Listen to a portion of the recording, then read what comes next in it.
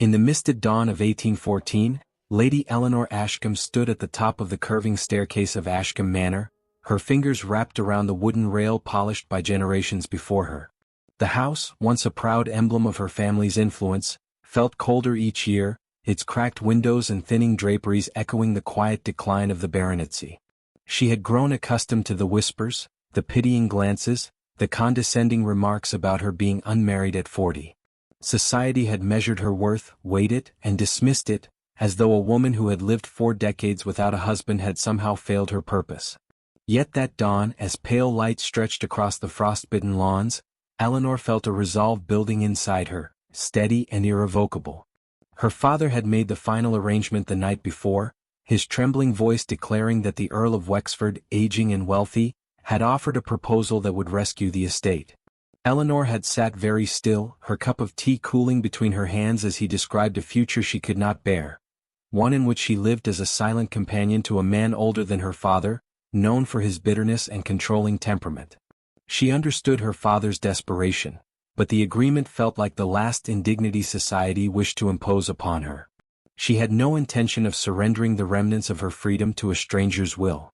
Now, with her small valise packed and her cloak clasped at her throat, she descended the staircase with quiet determination. Each step felt like a farewell, to childhood memories, to obligations, to the belief that she must accept whatever fate others chose for her. Outside, the air smelled of winter and damp earth, the old manor looming behind her like a witness to her rebellion. She crossed the gravel path toward the wrought iron gate, her breath forming faint clouds before her. The estate hounds barked distantly, but no servants stirred. She had planned this hour precisely for its silence. But as she neared the gate, the faint clip of hooves drifted through the morning stillness. Eleanor stopped, her pulse leaping. Through the swirling mist, a dark stallion emerged, its powerful legs cutting through the fog. Upon its back sat the Duke of Harland, his posture composed, his gloved hands steady on the reins. The sight of him, broad-shouldered, impeccably dressed even at this hour, sent a shiver through her, not of fear but of bewilderment. The Duke had returned from the war scarcely a year earlier, his reputation marked by valor and discipline. Though London's finest families clamored for his attention, he had always seemed removed, as though part of him still wandered the battlefields of the peninsula. Eleanor had spoken to him only a handful of times, yet each encounter left her with a strange impression, that he watched her with an understanding few bothered to offer. But why he stood at her gate now was beyond comprehension. He dismounted with an ease that spoke of years in the saddle, the fog curling around him like a veil. "Lady Eleanor," he said, his voice low yet carrying warmth, "you intend to leave." It wasn't a question. Eleanor squared her shoulders, unwilling to reveal how deeply his presence unsettled her. "I do," she replied. "I have no wish to become a bargain in matters that concern my life." A flicker of something, approval perhaps, touched his eyes. "Then you are wiser than most admit. The Earl of Wexford is not suited to you." His knowledge startled her. "You know of the arrangement?" "I know many things," he said softly. Word travels quickly when desperation shapes decisions. She tightened her grip on her valise. "If you are here to dissuade me, the effort will be wasted." "I am not here to dissuade you." The Duke stepped closer, the mist parting around him. "I am here because a woman attempting to flee alone at dawn faces dangers she should not meet unguarded." Eleanor lifted her chin. "I have survived this long without guardianship." "Surviving is not the same as being safe," he answered. His concern unsettled her more than disapproval ever could. She searched his face but found only sincerity tempered by something unspoken. "Why do you care what becomes of me, Your Grace?" The pause that followed stretched across the frost-covered ground like a thread. "Because," he said at last, "your life deserves more than sacrifice disguised as duty. And because I could not remain still knowing you intended to walk this road alone." She swallowed. His words stirred something buried deep, a yearning she had long silenced. Yet she could not allow sentiment to cloud her judgment. "Where do you intend to take me?" "To safety," he replied simply. "To somewhere you may choose your path without coercion."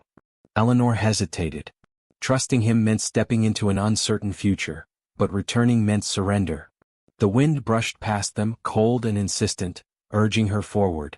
At last she nodded. "Very well. I will ride with you, but understand that my decisions remain my own." A hint of a smile touched his otherwise solemn expression. "As they should." He took her valise, secured it to the saddle, and offered his hand. Eleanor placed hers in his, the warmth of his palms surprising her. As he helped her mount, she felt the first tremor of freedom, and the faint awareness that her life had just shifted in ways she could not yet name. The Duke mounted behind her, guiding the stallion toward the open road. As the gate creaked shut behind them, Eleanor did not look back. The future awaited, veiled in mist, uncertain yet undeniably hers, and the man beside her seemed to hold a truth she had not yet been brave enough to face. As they moved beyond the estate, the rising sun cast a muted glow across the fields. Eleanor felt a spark of hope kindle within her, a sense that this journey might reveal more than escape alone could offer. Just possibility lingered.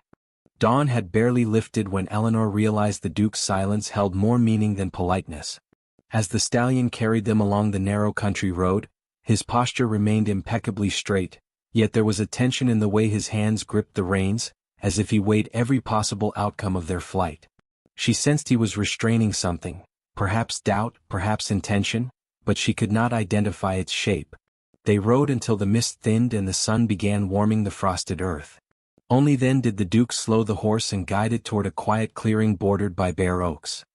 He dismounted first, offering his hand with a gentleness that unsettled her. When her boots touched the ground, she felt strangely lighter, as though the distance from the manor had peeled away layers she no longer wished to carry. "You said you would bring me somewhere safe," she reminded, steadying herself. "Is this merely a pause or a destination?" "A pause," he replied. "Safety is not a place but a path, and you must choose where it leads." His measured answer frustrated her, though she hid it behind a calm expression. She had spent years concealing her turmoil beneath practiced composure. Yet here, in the quiet of the morning, honesty pressed against her ribs. "Then tell me why you involve yourself at all. My decisions should not trouble a man with responsibilities far greater than mine." His gaze flickered downward as if recalling a memory he had tried to bury. "Responsibility does not preclude concern," he said. "Nor does rank dictate who deserves protection." Eleanor crossed her arms, trying to pierce the reserved exterior he seemed determined to maintain. "You speak as if I matter to you. But we have scarcely spoken more than courtesy allows." "That is true," he admitted. "And yet I have observed you far longer than you realize." He paused, choosing his words carefully. "Years ago, before the war consumed my world, I witnessed you at a charity gathering. Others spoke loudly, flaunting their generosity, but you moved quietly through the hall, offering comfort instead of spectacle. You carried the grief of strangers as though it belonged to you." She exhaled softly. She remembered that evening only vaguely, so many events blurred together after her mother's long illness. "Many women offer charity." "Not as you did," he said. "You saw people. Not their ranks, not their failures. Simply their humanity. It is a rare gift." Eleanor felt her throat tighten, surprised by the sincerity in his tone. She had not expected recognition from any man, least of all one admired by nearly every household in London. Yet admiration was not what concerned her now. "If you think kindness makes me fragile, you're mistaken. I think kindness makes you formidable," he answered. "And that is why the Earl of Wexford does not deserve you." The name struck her like cold water. She looked away, gripping the edge of her cloak. "My father believes he is securing the estate. He sees no other way." "He sees only the surface of your life," the Duke said. "Not its cost." Eleanor turned toward him fully, unable to contain the question that had gnawed at her since he appeared at her gate. "Then what do you see?" He inhaled, the breath slow and deliberate. "A woman who has carried burdens alone for far too long. A woman who refuses to surrender her dignity even when the world expects her silence. A woman who deserves the right to choose her future." The words hung between them like a fragile thread. Eleanor felt warmth seep through her, unwelcome yet undeniable. She shifted her stance, needing space to steady herself. "And what future do you imagine I should choose?" "One without fear," he said. "One where your worth is not determined by age or expectation." His certainty was almost overwhelming. She stepped back, feeling the weight of every whispered criticism that had followed her for years. "You speak as if I can simply cast aside a lifetime of judgment." "You already have," he said quietly. You left. The truth of it trembled through her. She had left. That act alone defied every rule society tried to bind her with. She felt her heartbeat slow, as though settling into a rhythm she had forgotten. Before she could respond, a flicker of unease crossed the Duke's face. He scanned the road behind them, his gaze sharp. "We should continue," he murmured. "Travelers may pass through soon." Eleanor sensed his concern was not merely for propriety but for danger she could not yet name. Still, she nodded, trusting his judgment more than she wished to admit. He helped her mount again, though this time his touch lingered a moment longer than formality required.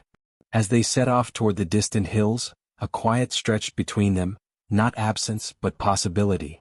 Eleanor felt the rhythm of the stallion beneath her and the steady presence of the Duke behind her. She realized she was no longer afraid of the unknown road.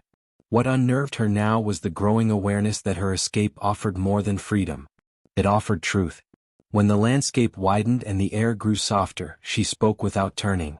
"If I am to shape my own path, I must understand yours as well. What do you seek in all this?" His voice came low, almost hesitant. "Redemption, perhaps. Or purpose beyond the battlefield. Or simply the chance to do something that feels untainted by power."